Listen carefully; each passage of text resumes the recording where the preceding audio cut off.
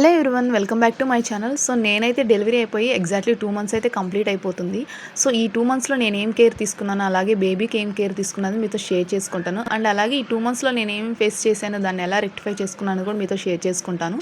So ఎవరికైనా useful అయితే మాత్రం please do like, share and subscribe to my channel. So March ఎండింగ్లో అలా నేనైతే డెలివరీ అయ్యానమాట. 3 days హాస్పిటల్లో ఉన్న తర్వాత డిశ్చార్జ్ అయితే చేశారు. డిశ్చార్జ్ టైంలో బేబీకి అయితే కొన్ని టెస్ట్లు అయితే చేశారనమాట. సో ఆ టెస్ట్లు అవి రిజల్ట్ రావడానికి 24 hours ఆర్ 3 days అట్లా పడుతుందని చెప్పారు. సో ఆ 3 days రిపోర్ట్స్లో మనకి ఏముంటుందంటే జెనెటిక్గా ఏమన్నా ఉన్నాయా ప్రాబ్లమ్స్ అవన్నీ వస్తాయి.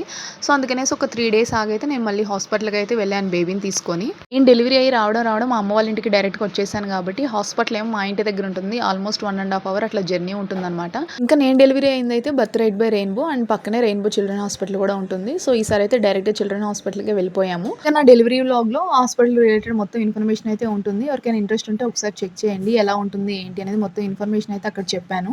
ఇంకా పాపని తీసుకుని హాస్పిటల్కి అయితే డైరెక్ట్ వెళ్ళిపోయిన తర్వాత బ్లడ్ టెస్ట్ శాంపిల్స్ ఉంటాయి కదా, సో ఆ రిపోర్ట్స్ అయితే తీసుకున్నాము. రిపోర్ట్స్ తీసుకొని డాక్టర్ దగ్గరికి అయితే వెళ్ళామన్నమాట.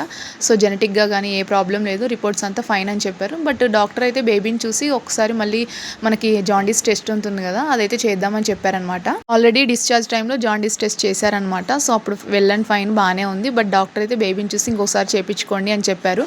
బట్ చేయించిన ముందు కూడా డాక్టర్ ఏం చెప్పారంటే 15% కంటే ఎక్కువ ఉంటే మాత్రం కన్ఫామ్గా జాయిన్ చేయించాల్సి వస్తుంది, ఫోటోథెరపీ చేయించుకోవాలి. ఇన్ కేస్ 15% కానీ 15% కంటే బిలో కానీ ఉంటే మాత్రం ఇంటికి వెళ్ళిపోవచ్చు అని చెప్పారనమాట. సో ఊరికే ఖాళీగా ఉన్నాను కదా అనేసి నేనైతే ఒకసారి గైనిక్ కూడా చూపించేసుకుందాం, ఇంత లాంగ్ వచ్చాను కదా అనేసి మేడం అపాయింట్మెంట్ అయితే తీసుకున్నాను. సో మేడం అపాయింట్మెంట్ తీసుకుని అట్లా వెయిట్ చేస్తూ ఉంటే మా పాపది రిజల్ట్ కూడా వచ్చేసింది. రిజల్ట్లో ఏముందంటే 15% కంటే ఎక్కువ అంటే 17% అలా ఉంది. ఇంకా నాకు టెన్షన్ స్టార్ట్ అయింది అనమాట. ఫస్ట్ టైం అనమాట ఇలా జాండీస్ని ఫేస్ చేయడం. మా ఫస్ట్ పాప అప్పుడు అంత వెళ్ళని ఫైన్ ఉండే, ఈ చిన్న పాపకి జాండీస్ అనే వరకు అది కూడా 17% ఉంది. మేడం ఆల్రెడీ చెప్పారు కదా 15% కంటే ఎక్కువ వస్తే జాయిన్ అవ్వాలి అని. కొంచెం టెన్షన్ స్టార్ట్ అయింది అనమాట. సో ఈ టెన్షన్లో ఉండే నేను అక్కడ మేడం దగ్గర గైనిక్ దగ్గర మన బీపీ టెస్ట్ అవన్నీ చేయించుకుంటూ ఉన్నాను అనమాట. సో ఈ టైంలో ఏమైందో తెలియదు కానీ బీపీ మాత్రం ఒకటేసారి రైజ్ అయిపోయింది అనమాట. నాకు చాలా హై బీపీ వచ్చేసింది. ఇంకా ఇంత హై బీపీ వచ్చింది, అసలు అంత హై బీపీ రాకూడదు అనేసి యూరిన్ టెస్ట్ అదైతే చేస్తామని చెప్పారు. టెస్ట్ అయితే చేశారనమాట. ఒక 30 minutes అట్లా సైలెంట్గా కూర్చొని వాటర్ తాగి చాలా పీస్ఫుల్గా కూర్చొని మళ్ళీ ఒకసారి బీపీ టెస్ట్ చేస్తామని చెప్పారు. ఇంకా నేను ఎక్కడ పీస్ఫుల్గా కూర్చుంటా చెప్పండి, ఎందుకంటే పాపకి అట్లా 17% వచ్చింది, ఫోటోథెరపీ చేయించాలని చెప్పారు కాబట్టి నేనైతే మళ్ళీ చిల్డ్రన్ హాస్పిటల్కి అయితే వెళ్ళిపోయాను అనమాట. అక్కడికి వెళ్ళి ఆ ఫార్మాలిటీస్ అన్ని చూస్తూ ఉన్నాను. ఇక అక్కడ ఆల్మోస్ట్ నేను ఫోటోథెరపీకి అవన్నీ మేము జాయిన్ అయ్యి 1 day ఉండాలని చెప్పారు కాబట్టి రూమ్ అవి తీసుకొని జాయిన్ అయ్యే వరకు ఆల్మోస్ట్ ఒక 3 hours అయితే పట్టింది. సో ఈ 3 hours మళ్ళీ నాకు కాల్ చేస్తూనే ఉన్నారనమాట గైనిక్ దగ్గర నుంచి. ఎందుకంటే మేడం పిలుస్తున్నారు, ఎందుకంటే నాకు ఆల్రెడీ బీపీ రేజ్ అయింది కాబట్టి కన్ఫామ్గా మళ్ళీ బీపీ ఫాలోఅప్ చేయాలంట. ఎందుకంటే బీపీ అనేది చాలా అంత హై ఉండకూడదని చెప్పారు. యూరిన్ టెస్ట్ కూడా చేశారని చెప్పాను కదా, అది నార్మలే వచ్చింది. అండ్ మళ్ళీ బీపీ కూడా చెక్ చేశారు, ఉన్నదానికంటే కొంచెం తక్కువ వచ్చిందనమాట. సో అది కూడా ఉండకూడదు, అది కూడా చాలా హై బీపీయే, బట్ కొంచెం తగ్గింది. మళ్ళీ థర్డ్ టైం కూడా బీపీ చెక్ చేశారనమాట, మళ్ళీ కొంచెం తగ్గింది. సో అలా ఫ్లక్చువేషన్స్ అయితే బీపీలో వచ్చాయన్నమాట. ఇంకా అప్పుడు మేడం చెప్పారు, సో మీరు ల్యాక్ ఆఫ్ స్లీపింగ్ వల్ల కానీ లేకపోతే ఏదైనా టెన్షన్ వల్ల ఉండే కానీ అట్లా బీపీ రేజ్ అవుతూ ఉంటుంది. సో ఇది ఆఫ్టర్ డెలివరీ తర్వాత ఇట్లా చాలా మందికి అవుతూ ఉంటుంది, టెన్షన్ ఏం పడద్దు. సో మీరు రెగ్యులర్గా ఇంటి దగ్గర మానిటైజేషన్ చేసుకుంటూ ఉండండి బీపీ గురించి. సో ఇన్ కేస్ ఇలానే స్పైక్స్గా కానీ హై బీపీ కానీ వస్తుంటే మాత్రం మెడికేషన్ యూజ్ చేయాలి అని చెప్పారు. ఇంకప్పుడు నేను అనుకున్నాను, ఎందుకంటే దానికి ముందు నేను ల్యాక్ ఆఫ్ స్లీపే ఉండే అనమాట. నాకు సరిగ్గా నిద్ర పట్టలే, నైట్ టైంలో నిద్రపోలేదు. అండ్ దట్టు ఏంటంటే ఇట్లా పాపకి జాండీస్ అని చెప్పి 1 day ఉండాలని చెప్పేవరకు కొంచెం టెన్షన్ ఫీల్ అయ్యాను కదా. సో అవన్నీ కలిపి నాకు కొంచెం బీపీ రేజ్ అయింది అని నేను అనుకున్నాను. సో ఇంకా దాని తర్వాత డిశ్చార్జ్ అయ్యి ఇంటికి వచ్చిన తర్వాత మాత్రం మంచిగా నేను కాన్సన్ట్రేషన్ చేసింది ఏంటంటే స్లీపింగే. సో మంచిగా పాపతో పాటే పడుకునేదాన్ని, పాపతో పాటే నిద్ర లేచేదాన్ని. నైట్ టైం కూడా ఒకవేళ లేచినా కానీ మంచిగా దాన్ని కవర్ చేసేదాన్ని అనమాట స్లీపింగ్ని. సో అలా నేనైతే బీపీని కంట్రోల్ చేసుకున్నాను కొన్ని డేస్ వరకు. ఇంకా పాపకు కూడా చిన్నగా జాండీస్ కూడా తగ్గిపోయాయి. డిశ్చార్జ్ చేసి ఇంటికి వచ్చామని చెప్పాను కదా, వచ్చిన దగ్గర నుంచి మేమైతే సన్లైట్కి చూపిస్తూ ఉన్నాం అనమాట.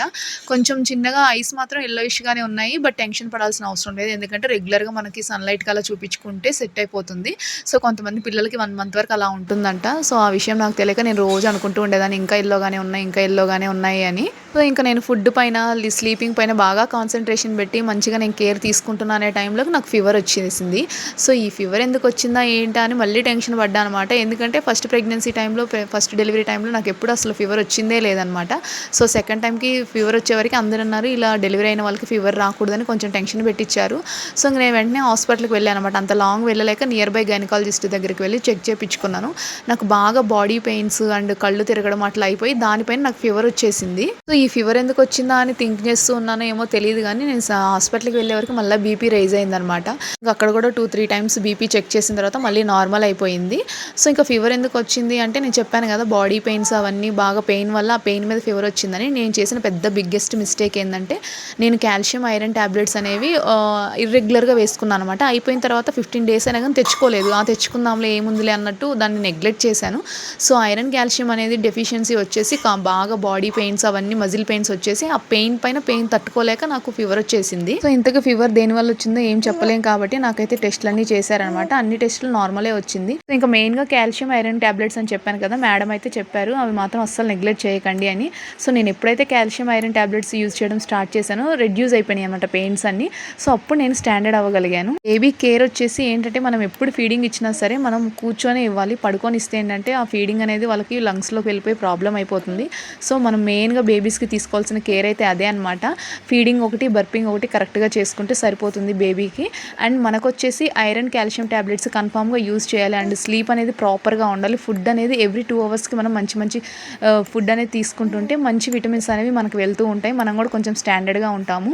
సో ఓవరాల్గా డెలివరీ అయిపోయిన తర్వాత నా 2 months జర్నీ అయితే ఇలా కంప్లీట్ అయిపోయిందనమాట. సో ఇంకా నేను మా అమ్మ వాళ్ళ ఇంట్లో ఉన్నాను కదా, నా డైలీ రొటీన్ అయితే ఒకటే రొటీన్ అనమాట. మార్నింగ్ లేచామా, టీ తాగామా, టిఫిన్ చేసామా, మళ్ళీ పిల్లల్ని అంతా రెడీ చేసుకున్నామా, మళ్ళీ ఫ్రెష్ అప్ అయిపోయామా, మధ్యాహ్నం లంచ్ చేసామా, మళ్ళీ రెస్ట్ తీసుకున్నామా, మళ్ళీ నైట్ డిన్నర్ చేసామా, పడుకున్నామా, ఇదే రొటీన్ అయిపోయిందనమాట.